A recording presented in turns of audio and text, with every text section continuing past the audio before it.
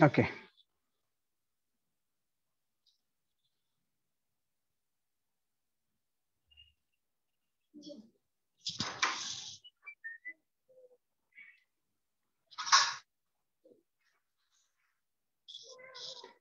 أعوذ بالله من الشيطان الرجيم. بسم الله الرحمن الرحيم. إن الحمد لله نحمده ونستعينه. من يهد الله فلا مضل له ومن يضلل فلا هادي له. أشهد أن لا إله إلا الله وحده لا شريك له وأشهد أن محمدا عبده ورسوله. رب اشرح لي صدري ويسر لي أمري واحلل عقدة من لساني يفقهوا قولي. يؤتي الحكمة من يشاء ومن يؤت الحكمة فقد أوتي خيرا كثيرا وما يذكر إلا أولو الألباب. وبعد, Alhamdulillah, Assalamualaikum warahmatullahi wabarakatuh. Bertemu lagi kita pada tengah hari ini dan insyaAllah kita sambung bedah buku kita. Hari ini siri yang ke-15 dan ini buku dia, Perang Gerila dengan Syaitan. Ini buku dia, Perang Gerila dengan Syaitan. Buku ni ada, ini macam buku talbis iblis lah, tipu daya iblis kepada manusia. Dan sekarang kita berada pada bab yang ke-7. Alhamdulillah kita dah sampai bab yang ke-7. Dan bab yang ke-7 ni cerita mengenai perang gerila. Ini tajuk utama buku ni, Perang Gerila dengan Syaitan. Itu dia cerita berkaitan dengan kita kata tipu daya syaitan ataupun serangan-serangan syaitan untuk merosakkan manusia. Dan serangan syaitan merosakkan manusia ada dua jenis. Kita bincang itu serangan mental. Ini majoritinya. Dalam buku ini saya senaraikan banyak sampai 20. Dan serangan fizikal. Itu sikit Itu bila habis yang ni. Dan alhamdulillah kita dah sampai kepada bentuk serangan mental syaitan yang ke-8. Akhir sekali hari tu, tengok dekat skrin tuan-tuan. Serangan ataupun serangan mental iblis. Gaya setan nak tipu daya kita untuk yang ke-7 ni adalah menggoda orang-orang berilmu dengan suguhkan dunia. Dan dalam sejarah manusia kita dapati benda ni berlaku kepada beberapa orang, seperti disebut dalam tafsir ketika mentafsirkan ayat surah Al-A'raf ini. Berlaku kepada lelaki Bani Israel pengikut Nabi Musa, Bal'am bin Abar ataupun Bal'am bin Ba'ar ataupun Bal'am bin Ba'ura. Dan dalam tafsir Ibn Katsir disebut juga lelaki yang ditipu oleh setan, orang alim berilmu tapi tidak beriman ini, Umayyah bin Abi As-Salt. Okey, habis. Hari ini kita masuk bentuk serangan syaitan yang ke-8, iaitu menimbulkan keraguan dalam agama. Dan tuan-tuan, cerita pasal menimbulkan keraguan dalam agama ini, dia berlaku secara mental dalam kepala kita. Dan perkara ini dia berkait rapat dengan kesihatan fizikal, kesihatan mental dan juga aspek luaran tekanan dan sebagainya. Kadang-kadang untuk orang sihat dia datang sesekala, tetapi perkara ini semakin mendesak datangnya apabila seseorang itu mengalami kita kata tak sihat secara fizikal, mental dan juga emosi. Macam sekarang ni macam sekarang musim PKP ni. Orang hilang kerja, orang menghadapi kesusahan. Dan pada masa ni ada sehingga terbawa kepada tindakan yang kita kata agak ekstrim, iaitu membunuh diri. Kenapa tak dapat menanggung. Dan sebenarnya dia berlaku kecamuk ataupun perang dalam kepala tu. Kecamuk ataupun perang dalam kepala supaya mengakhiri bencana tekanan yang dihadapi itu dengan cara yang ekstrim, itu bunuh diri. Itu bunuh diri. Dan ini saya ada pengalaman-pengalamannya bagaimana orang yang mengalami kita kata sihat, tubuh badan tak sihat, dia mengalami gangguan-gangguan seperti ini. Bila lagi orang yang menghadapi, dia ada masalah depresi, tekanan, kita kata masalah mental dan sebagainya. Okey, kita tengok.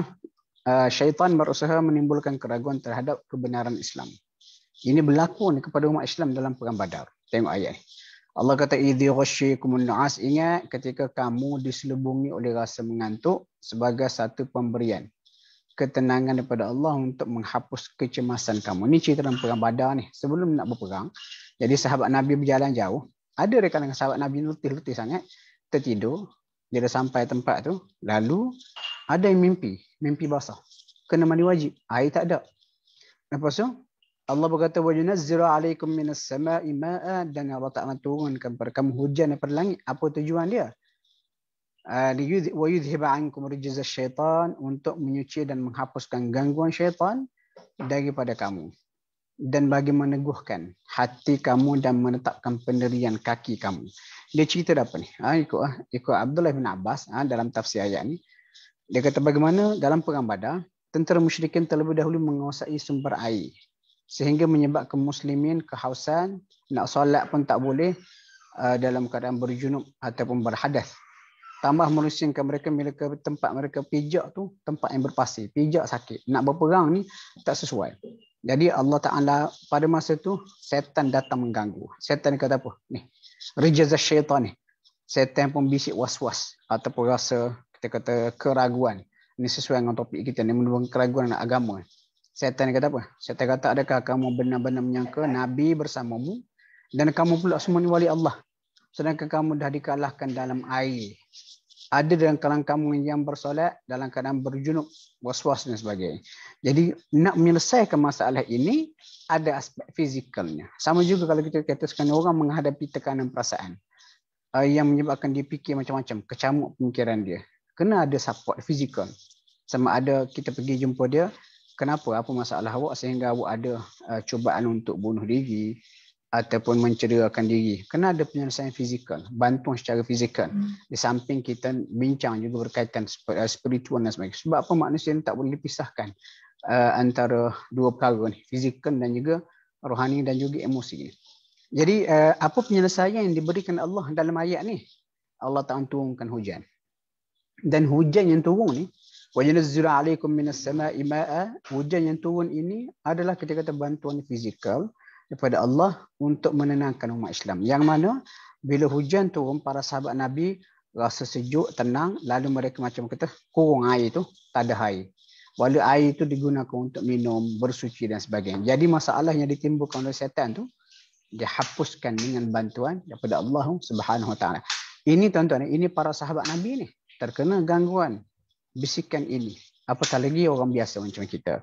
Itu adalah fitrah manusia lah. Kita kata ujian kita di dunia, kita akan hadapi perkara begini. Cuma sekarang ni bagaimana kita perlu menghadapi benda ni. Ataupun kita kena sokong kalau sekian ada masalah-masalah sebegini. Sebab tu dalam polisi WHO, kalau orang yang menghadapi tekanan ni, dia ada 3. Ni berdasarkan perbincangan kawan-kawan lah. Dipanggil 3L, 3L. Mula sekali look, perhati. Nampak ada tekanan. Lepas tu yang kedua listen, dengar. Kalau kita tak pandai nak memberi nasihat, tak payah nasihat.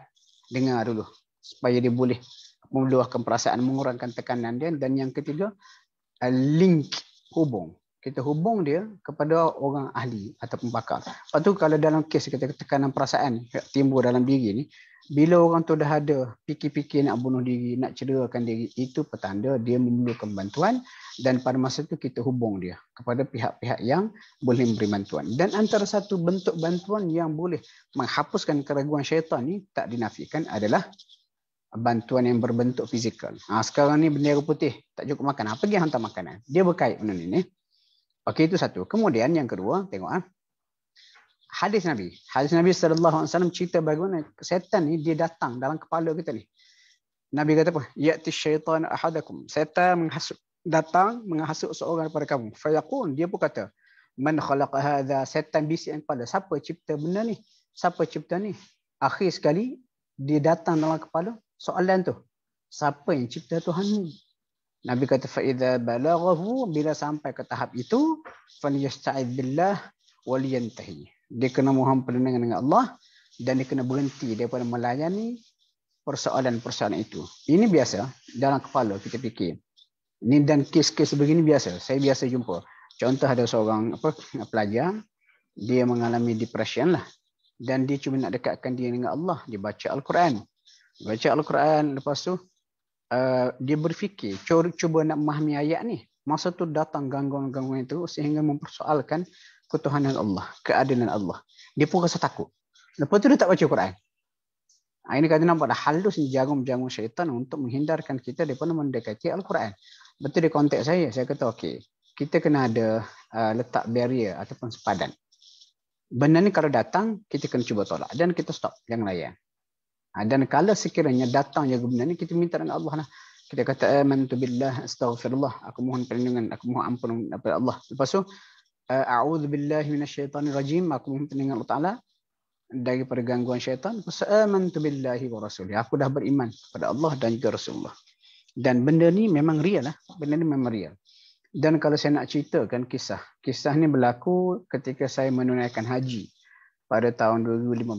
Dalam kumpulan kami tu, grup haji kami ni di khemah di Mina, ada seorang lelaki. Dia ni muda lagi tapi dia kena stroke. Awal lah, usia yang awal yang muda dia kena stroke, sehingga kalau kita tengok dekat dia tu, kepala dia nampak ada kesan jahitan. Jadi macam agak handicap lah sebelah. Dia berjalan pun macam terpaksa tarik kaki dia. Dan ketika sebelum melontar di Jamrah, masa duduk di Arafah, dia okey, cantik. Lepas tu bila dia balik sahaja daripada kita kata mabit di Muzdalifah untuk pergi melontar. Masa tu dia tak mampu nak pergi melontar sebab dia sakit. Lalu kalau ikutnya boleh hantar wakil, boleh diwakilkan untuk orang melontar. Betul Umi? Melontar Jamrah boleh wakil tak? Boleh wakil. Saya pun dah mau tinggal tak ingat ni. Haji. Lepas tu tiba-tiba si fulan ni yang sakit ni dia macam mengamuk. Dia macam mengamuk dalam khemah dia. Lepas tu kita orang macam pelik lah. Lepas tu ketua rombongan haji Datuk Dr. Abdul Basit, selepas diredakan dia ada lagi. Lepas tu Dr. Basit pun tanyalah, pergi tengok kenapa tu. Lepas tu saya pun pergi saya redakan dia. Dia kata ada orang cakap dekat saya, haji hang ni batal, tak guna sebab hang tak boleh pi melontak sendiri, dia kata. Saya kata mana ada macam tu, kawan-kawan dalam khemah semua kata pujuk mana ada macam tu. Lepas tu kita berfikirlah, siapa lah yang toksik sangat mulutnya boleh bisikkan begitu kepada dia ni. Lepas tu dia reda. Besok ni masa tengah tidur, tengah hari, saya ingat lagi sebelum Zuhur, saya dikejutkan. Bangun. Kenapa? Nizam buat hal lagi. Saya pergi dengan Zam. Kenapa Zam? Dia tengah duduk mengamuk. Oh sedih. Saya kata kenapa ni? Lepas tu dia kata syahadah saya batal dah Ustaz. Saya takut syahadah saya batal. Saya kata kenapa pula syahadah awak nak batal? Sebab saya dengar ada orang cakap. Ada orang cakap baru sekejap, syahadah hang dah batal. Hang ni bukan Islam lagi dah. Saya pun termenung masa tu. Saya kata semalam dia dengar orang kata haji dah batal sebab tak pergi melontar di Jamrah. Hari ni dah dengar syahadah dia batal. Lepas tu kalau kita fikir orang pergi haji dalam grup ni semua baik-baik, geng-geng dia belakang ni, dan kenal sangatlah perangai dia. Maksud tu saya pun terlintas kepada hadis ini. Bagaimana syaitan ini boleh bisik-bisik dalam telinga atau dalam hati, dalam minda kita. Cuma oleh kerana mungkin kerana teman kita, kawan kita, dia seorang yang sakit, dah ada kita kata kena stroke dan sebagainya, mungkin dia dengar tu lebih kuat berbanding yang lain. Saya berkata, saya kata Zam, saya rasa awak ni dah terkena dengan bisikan-bisikan hasutan-hasutan syaitan ni. Tak apa, itu memang ujian Allah pada kita. Awak jangan layan. Sekarang ni Zam istighfar. Ikut saya. Istighfar. Astaghfirullah. Ikut saya. Saya kata amantu billahi wa rasulih. Aku dah beriman dengan Allah dan juga Rasulnya. Lepas tu dia pun kata okeylah, kalau saya tak yakin Zam, awak syahadah. Dia pun syahadah balik depan saya. Walaupun syahadah tu kalau nak kira tak ada apa pun. Tetapi sebab apa kita nak rawat keyakinan ni. Lepas tu saya kata Zam, lepas ni ada yang dengar bisik-bisik hak mengarut, Zam kena a'udzubillahi minasyaitanir rajim, istighfar. Ini antara contoh ketika kata dia ada banyak level. Pada level orang sihat, mungkin dia akan fikir logik untuk mempertikaikan ketuhanan Allah, Islam dan sebagainya. Pada peringkat orang sakit, mungkin bisikan-bisikan menimbulkan keraguan ini datang lebih ekstrim lagi, seperti kes yang saya share tadi. Lepas tu tuan-tuan, kadang-kadang bila kita datang lintasan-lintasan yang menimbulkan keraguan seperti ini dalam urusan agama kita, waktu penting untuk kita ada ilmu supaya kita boleh tapis. Ataupun kita penting ada pembimbing supaya pembimbing kita boleh tegur kita. Sebab ramai juga yang saya jumpa orang yang dah hilang keyakinan pada agama, pada Tuhan. Sebab apa? Dilayan bisikan sebegini. Dan kadang-kadang soalan yang diajukan untuk menyelesaikan ataupun menghilangkan keraguan dalam agama yang dia fikir itu, mungkin kerana saya kata idea-idea setan campak kepada dia itu, tidak diberi jawapan yang sepatutnya, menyebabkan dia rasa hilang keyakinan pada agama. Allahualam. Halus tuan-tuan. Sebenarnya kalau begini, serangan syaitan sebegini yang lebih patut kita risaukan berbanding serangan syaitan. Kita kata macam orang Melayu duk kata jelmaan hantu dan sebagainya tu. Sepatutnya benda-benda macam ni yang lebih perlu untuk kita fikir dan kita risau dan kita hadapi supaya kita tidak sampai terpesong ataupun kita kata boleh dipesongkan oleh syaitan. Okey. Seterusnya, ini serangan, bentuk serangan yang ke-8. Kita tengok pula serangan yang ke-9. Serangan syaitan yang ke-9, dia beri nasihat palsu. Nasihat palsu ni pun nasihat dalam kepala lah. Bukan di depan ni, dalam kepala. Dia bagi idea. Contoh, saya bagi contoh mudah. Duit ni haram, bukan duit kita. Kita tahu duit ni haram, rasuah. Lepas tu kita nak ambil, takut haram. Lepas tu kita pun nak tolak, sayang banyak. Masa tu dalam kepala pun datang. Tak apa. Hari tu dengan ustaz ceramah.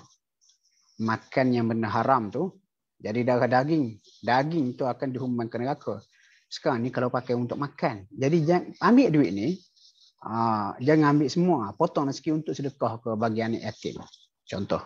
Lepas tu, kalau takut lagi, jangan makan duit ni, jangan buat beli makanan. Tukar handphone. Handphone tak melibatkan makan. Tukar sport rim kereta ke, tak melibatkan makan. Jadi idea-idea sebegini ketika-ketika adalah nasihat-nasihat palsu yang berkecamuk dalam minda kita. Sebab tu ilmu sangat penting dan di samping rahmat Allah. Ilmu penghayatan pada ilmu taqwa sangat penting. Sebab dengan ilmu kita boleh tolak tapis benda ni. Allah Ta'ala ni dia tak akan terima benda-benda yang kotor. Walaupun benda kotor tu kita kata beli handphone, sport rim, sedekah dan sebagainya. Jadi perkara-perkara sebegini boleh ditangkis dengan adanya ilmu. Tengok ayat ni ya. Adam, selepas penciptaan Adam, tahulah Allah Ta'ala suruh kata jangan dekati pokok ni dan sebagainya. Kita tahu. Lepas tu setan ni, tengok dia kata fawaswasa lahumus syaitan. Lalu setan membisikkan hasutan dalam kepala ni kepada mereka berdua. Apa tujuan dia? Supaya setan dapat menampak ke aurat mereka berdua yang sekian lama tertutup. Sebab apa ni? Antara kemuliaan manusia adalah adanya pakaian menutup aurat.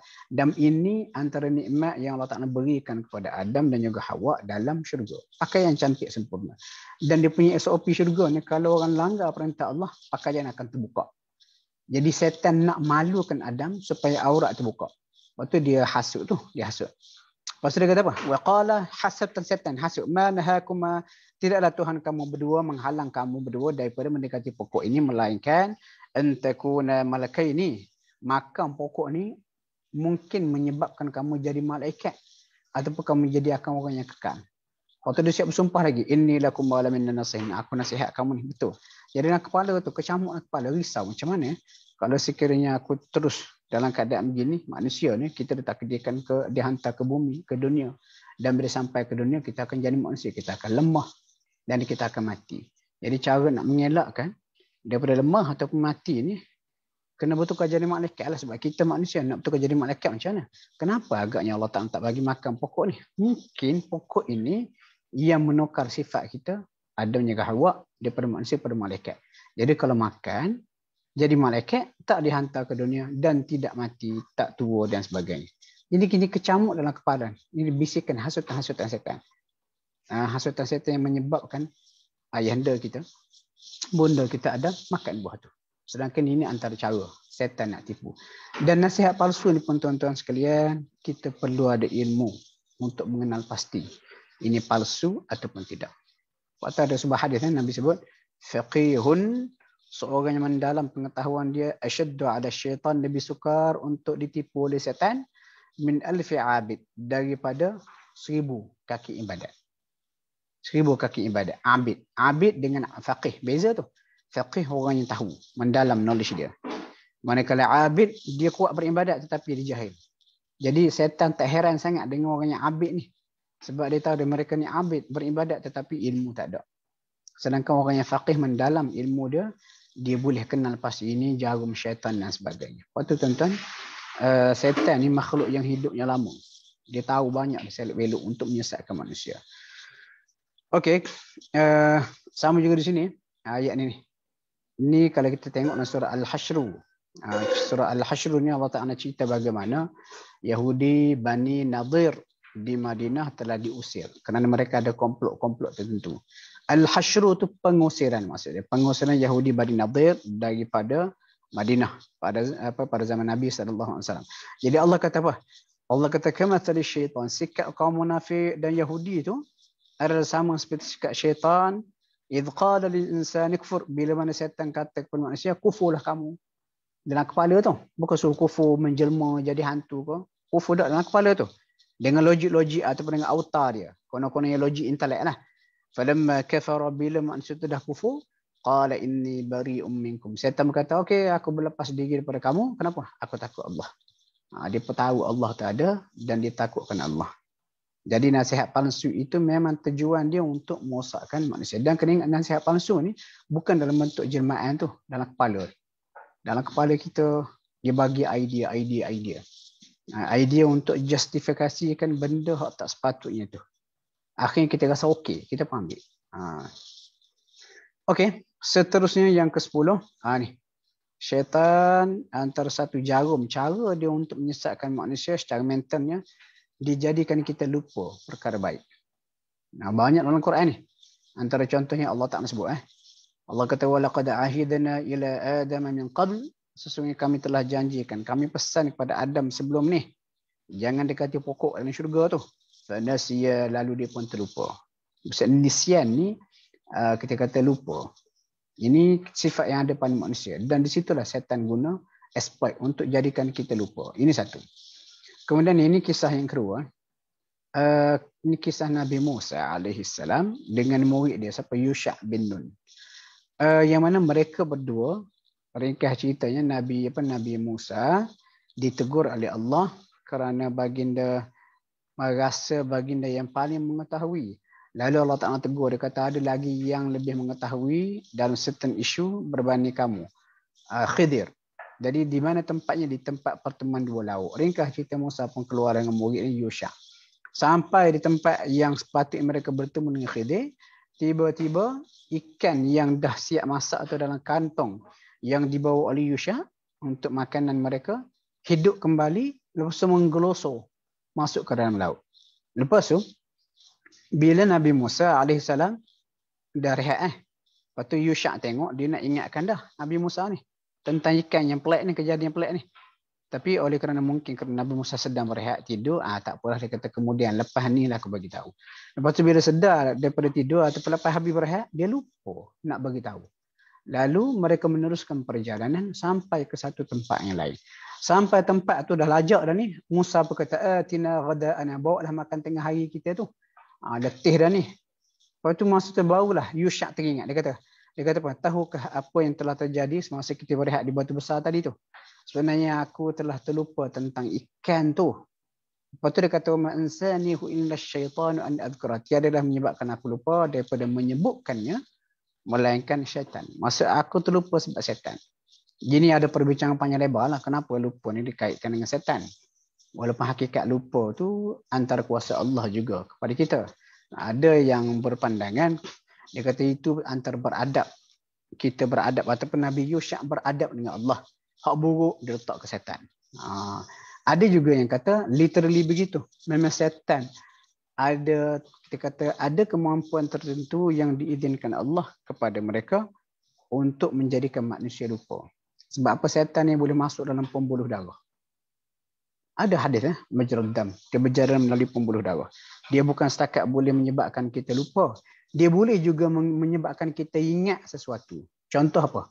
Dia boleh buat kita ingat benda yang tak sepatut kita ingat. Contoh semayang, tengah semayang, tiba-tiba kita ingat benda-benda yang kita tak pernah ingat. Jadi berdasarkan apa yang berlaku tu, kalau kita tengok seolah-olah kita kata syaitan ni, dia boleh access certain point dalam otak kita, dalam minda kita, dia boleh jadikan kita lupa, boleh kita ingat sesuatu. Sebenarnya tuan-tuan, benda ni menarik lah untuk dibincangkan. Dah cukup 20 minit, banyak lagi ni cerita lepas ni. Tak apa, saya rasa saya berhenti situ dulu. InsyaAllah untuk minggu hadapan, kalau tidak ada arahan, diizinkan Allah, kita sambung lagi, kita ulang balik yang ke-10 ni. Okey, itu saja apa yang baik pada Allah Subhanahu Wa Taala, apa yang buruk daripada kelemahan diri saya sendiri. Mudah-mudahan perkongsian kita pada tengah hari ini dapat beri manfaat kepada semua. Assalamualaikum warahmatullahi wabarakatuh.